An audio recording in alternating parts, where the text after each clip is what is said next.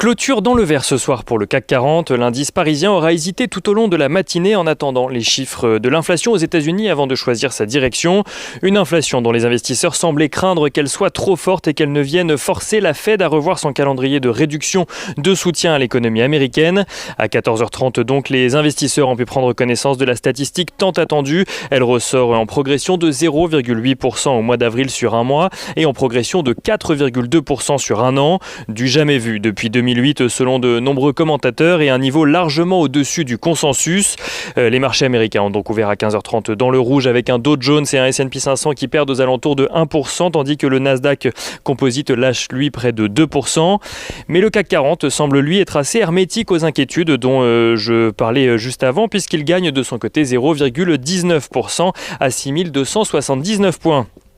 Une tendance qui pose question ce mercredi soir. Plusieurs observateurs ou analystes tentent d'expliquer cela par les nombreuses déclarations des dirigeants de la Fed ces dernières semaines qui disaient que les poussées d'inflation transitoires ne détourneraient pas la Fed de son objectif. Un discours qui aurait dans ce cas convaincu les investisseurs parisiens et européens. D'autres voient dans ces hausses de l'inflation américaine et dans le recul des marchés américains, ou en tout cas dans le recul des plus grands indices américains, un retour à des niveaux de valorisation plus cohérents aux États-Unis. En tout état de cause, on constate ce soir que les indices européens, que ce soit le CAC 40, le DAX ou encore le FTSE, ne suivent pas la tendance des indices américains. En Europe, d'ailleurs, les investisseurs ont pu prendre connaissance des niveaux d'inflation en France ou encore en Allemagne. On commence avec la France, où l'inflation progresse de 1,2% au mois d'avril sur un an, un niveau très légèrement en dessous de la première estimation de l'indice qui tablait sur 1,3%. En Allemagne, à présent, l'inflation s'accélère de son côté et dépasse en avril l'objectif de 2% fixé par la BCE, après l'avoir déjà dépassé au mois de mars. Dans la version finale de l'indice des prix à la consommation, donc en Allemagne pour le mois d'avril, celle-ci progresse de 2,1% sur le mois. Du côté des valeurs, à suivre à présent à Paris, on note tout d'abord que EDF publie un chiffre d'affaires de 21,9 milliards d'euros au premier trimestre, en progression de 6,2% sur un an. Le groupe d'énergie en profite pour confirmer ses objectifs pour cette année, à savoir un EBITDA supérieur à 17 milliards d'euros en 2021, tout en réduisant ses charges opérationnelles de 500 millions d'euros sur une période allant de 2019 à 2022. Des annonces qui font gagner au titre EDF 1,42% ce soir. On note également que le bruit court depuis ce matin que Danone pourrait bientôt se trouver un nouveau directeur général. En tout cas, c'est ce que rapporte le journal Les Échos, qui cite Antoine de Saint-Affrique, qui aurait, donc selon le journal, la préférence du conseil d'administration et qu'un accord aurait même été trouvé sur sa rémunération.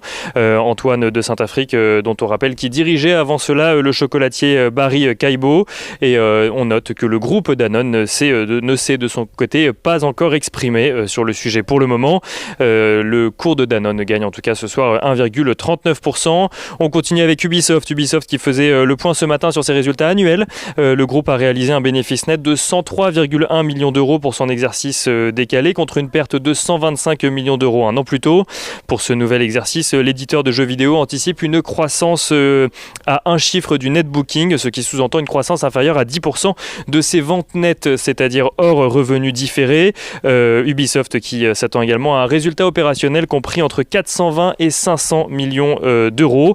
L'éditeur qui envisage également d'augmenter le rythme de sortie de ces nouveaux jeux vidéo sur l'année. Il n'en reste pas moins que les objectifs sont jugés pas assez ambitieux par les investisseurs et le titre d'Ubisoft perd ce soir légèrement plus de 11% à la clôture du marché parisien. Autre valeur à suivre aujourd'hui, Eutelsat relève de son côté son objectif de chiffre d'affaires pour l'ensemble de son exercice décalé 2020-2021 qui prendra fin juin. Eutelsat qui annonce un carnet de commandes à 4,5 milliards d'euros à fin mars en progression de 6% sur un an. Eutelsat qui recule très légèrement ce soir et perd 0,4%. On finit avec l'agenda de la journée de demain. Demain, les investisseurs prendront connaissance des prix à la production aux États-Unis ainsi que des traditionnelles inscriptions au chômage aux États-Unis toujours. Côté entreprise, l'entreprise Walt Disney publiera ses résultats trimestriels.